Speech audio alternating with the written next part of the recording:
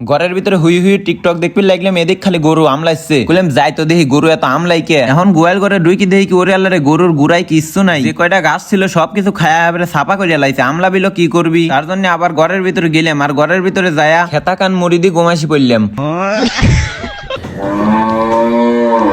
না, এই গোমাসিও কি শান্তি আছে, গরু খিদি লাগি খালে আমলাতেছে, তার জন্য আবার গোমেতে নুটে কাশি আর ফিতি খান লিয়ে চলে গেলাম চহে আসিল ভাল লাগতেছে না, কি করবো কোনো কিছু বুঝতেছি না, তার জন্য কাশি আর ফিতি চেঙ্গা দিয়ে ফেলা দিয়ে গাছের বইতে আইকবির বসলাম। যাক শান্তি মতো আগাটা ভালোই হয়েছে, এখন আবার ঘাস কাটা শুরু করে দিলাম। ঘাস ভালোই কাটতেছিলাম কিন্তু না ভাল লাগতেছিল না, তার জন্য বাইথান খেতালি এসে ঘাসের বুত টান টান হয়ে হুই পড়লাম খেতা মুড়ি দিয়ে। না গম পারতেও ভাল লাগতেছিল না, তার জন্য খেতা খান বাস করে এক জায়গা থুইল, ঘাস কাটা শুরু করে দিলাম।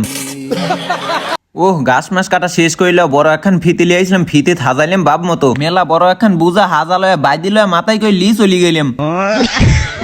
এই এত বড় বোঝালি যা কেবল গাই গরুর গোয়ালে ঢুকছি, গরুর গুড়াই এত বড় বোঝা ধরে এবারে গাছ দিছি, আর গরু রাগি যায় আমার ডিপি মিপি পাইরি হেলাইছে।